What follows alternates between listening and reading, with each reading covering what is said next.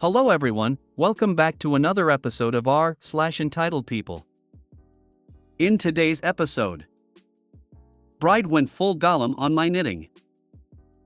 Entitled customer wanted me to follow her home. Update homeless stepdaughter and Wreck-It Ralph boyfriend. Before we get started, make sure to subscribe so you will never miss a video. So let's get started. Bride went full Gollum on my knitting. I'm staying at a hotel right now. Yesterday afternoon, I went downstairs to the lobby to people watch and knit because the light's much better down there. Lots of people in the lobby. It turns out there was a wedding party getting ready for whatever wedding parties do. An older woman comes over and starts talking about knitting with me. We chat a while. Then she calls over her daughter, who happened to be the bride, to show her my shawl. The bride comes, is friendly, and then asks, "Are you sure you'll be finishing it in time?" "I'm leaving tomorrow." I was a bit confused, because I didn't know the bride and I'm not knitting that shawl for anyone but me. Granted, it's white and lacy and certainly has a bridal look, but still. I laugh it off and say something like, "I don't know you, the shawl is for myself." She went off at me. "This is my wedding. You can't dangle that in front of me and not give it to me. Who do you think you are? I'm never inviting you again." Her poor mother was trying to calm her down and explain that I'm not a guest and have nothing to do with the wedding. I was just standing there totally stumped. The bride finally walked away with a "I don't want your shit anyway," and went back to her group. From the looks I kept getting, she obviously told everyone that I was withholding wedding presents from the bride. The mother apologized and that was enough for me, but seriously, how can people be this delusional? Wow.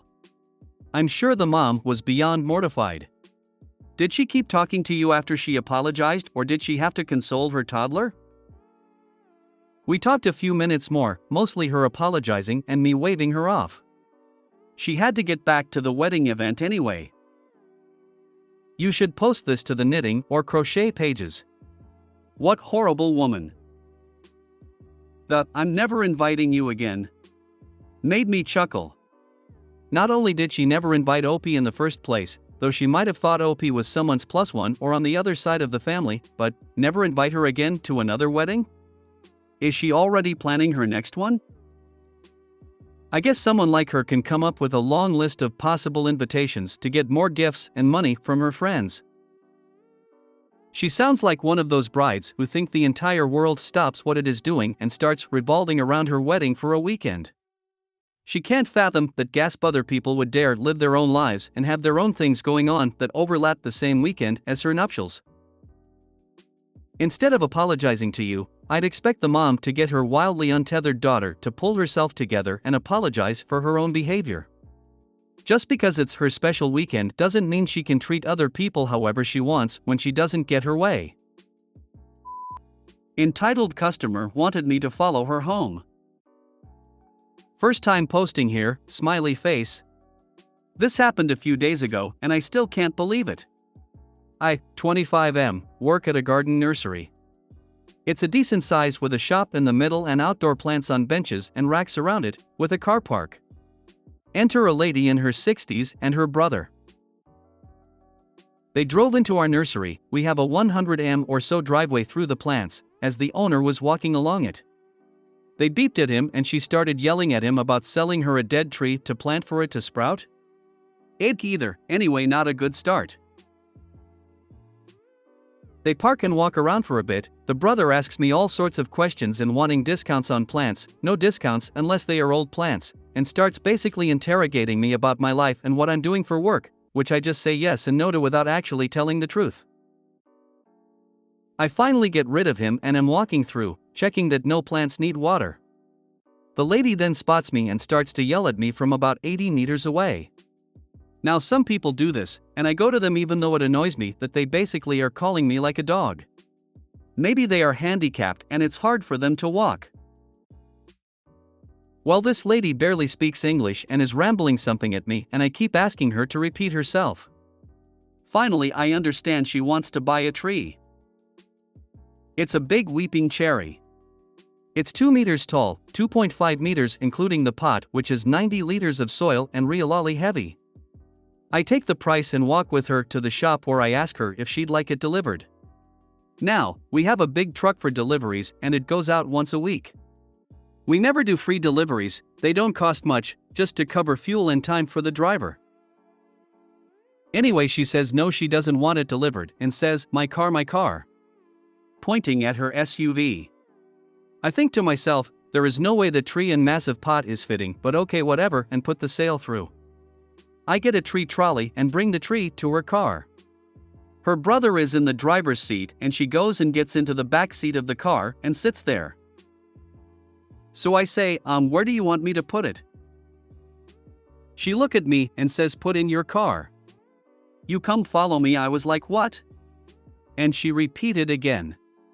I literally just laughed and said, what are you talking about? She kept repeating it louder and louder. I told her, no, I'm not delivering this tree, you said you didn't want it delivered and didn't pay for delivery. She then says she didn't know she had to pay, and how much was it? I said where to, and she eventually said a suburb 15 minutes away. I told her what it was and she said, okay, follow me home and I'll pay you then. I said no, that's not how it works, and it'd be delivered Friday when she pays and to come back inside the shop. After some more time yelling instructions at me and talking to her brother in another language, I put the tree next to the shop and she came to keep yelling at me to deliver the tree and she'd pay when I followed her home. I was done. I yelled at her in the same tone she'd been yelling at me. I can't. My car cannot fit that tree, only the truck can. I can't drive the truck, it is literally impossible for me to deliver the tree even if I wanted to, which I don't. After a bit more, she finally realized it wasn't going to happen. Now she had this weird thing, as did her brother, where they wouldn't talk or interact with the female staff members. So when I took her inside and the other owners are a couple, was at the register, she wouldn't talk to her. I told the owner what was happening and that this lady needed to organize delivery and went to walk off. This lady then screams at me, excuse me.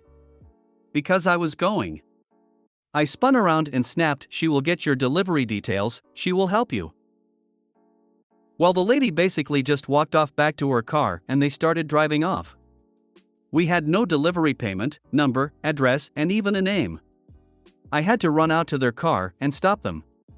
She wouldn't give me her address, and when she finally did, when I looked on Google Maps it didn't exist. So she had paid for a tree and we had no way to get it to her.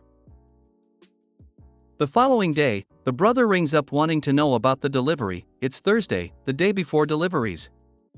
I told the work group chat what had happened so everyone knew what was happening if these people came back. Anyway, one of our female staff members answered the phone and tells the guy everything I said and how they need to pay. He wouldn't listen to her, kept interrupting her and complaining. It ended with her telling him to F***ck off and hung up. She did this because she thought we could refund their credit card and never serve them again. However, they'd paid in cash. So another staff member had to ring him back, smooth it all over and have him come in with his van and collect the tree. I really hope they don't come back. Wow. They were terrible. You handled it like a champ. Thanks, haha. It helped that they pissed off the bosses, which allowed me to deal with them and not run the risk of getting in trouble. This was an insane roller coaster of a story. How are people nuts and entitled? They came in screaming and blazing instead of properly behaving like adults, purchasing something like a normal person. Then demanded you leave your job and drive this massive tree. They knew they couldn't fit in their own SUV. If your store is allowed to ban people from purchasing, they are the ones. SMH wow. Guarantee, even if you delivered it for them, they wouldn't have paid you until you'd planted it for them. And possibly not even then, assuming you were somehow either insanely nice or a doormat and actually did all of that for them. Imagine going out in public, acting like this and not be constantly mortified at your own behavior. These people have brainworms. Or lead poisoning. Update: homeless stepdaughter and Wreck-It Ralph boyfriend. Well, we are making progress, anyway. My stepdaughter recently had court in town 30 miles west of us. They are staying just across the state line in a small city 30 miles east of us. So my husband and I devised a plan to get her a loan from him. We said the only car running was the 2-seat convertible and could only take her for her court appearance. My husband picked her up, then I took her to her court appearance as my husband had to be at the house for something. On the way, she started talking about how she wanted to break up with WIR but was afraid of the hurt that comes with it. She hated how controlling and untruthful he was but felt he truly loved her and didn't know if the negative behavior was simply from their stressful circumstances. She said once he got State Route 22 insurance and his license back, he would be able to work and things would be better. I pulled over, pulled out my phone, and went to the court file website for the county north of us where WIR used to live. I pulled up 6 cases in his name, 3 to do with driving with multiple citations in each. The most recent, he was speeding, ran a stop sign, hit a woman, fled the scene, had a suspended license and registration and had obviously no insurance. He was arrested later and had to post bond. That case he had $4,000 in fines, plus we had received a letter at our house from the state stating he owed $11,000 in restitution to the woman for damages and that his license was permanently suspended until the restitution, any related court-imposed fines, and state-imposed reinstatement fee was paid along with proof of SR-22 within 48 hours of release of suspension by the state. My husband accidentally opened it, it arrived in a stack of other mail and he didn't look at addressee. She was deflated and angry, stating they'd talked at length and he never told her any of that, only that he needed SR-22 because he got caught driving without insurance and had to have it before he could get his license back. As someone who used to have my own insurance sales license, I told her no, you can't get insurance if your license is suspended or revoked, at least not in our state. He would have to get his license valid, then get insurance for mandated SR-22 reporting. She herself ended up on probation for her driving issues related to him with a 6-month suspension and $750 in fines. Lucky break from judge, in all honesty. She too will have to have SR-22 once her suspension is over. Afterwards, while I stopped at the store to get stuff for supper, WIR kept calling and demanding she come back.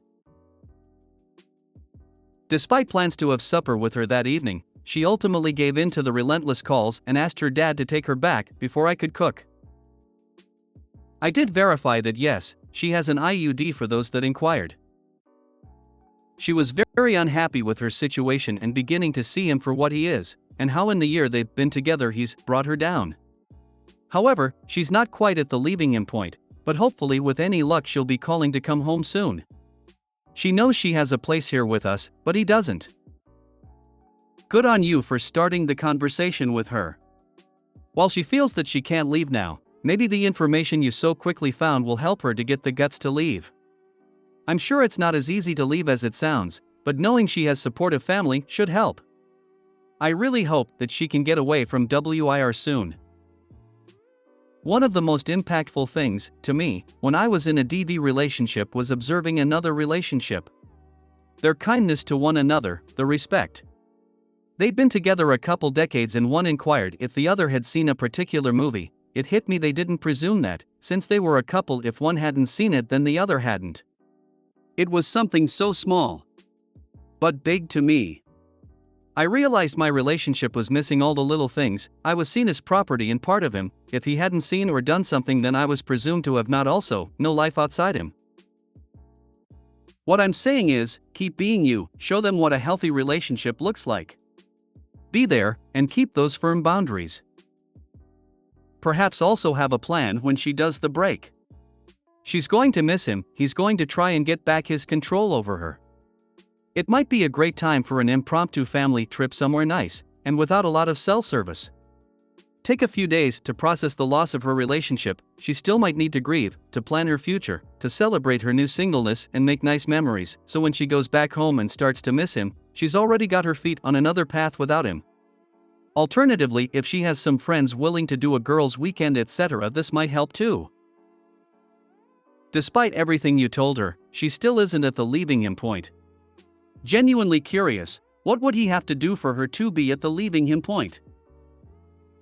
You're doing what needs to be done, and it is a heartbreaking burden. I know.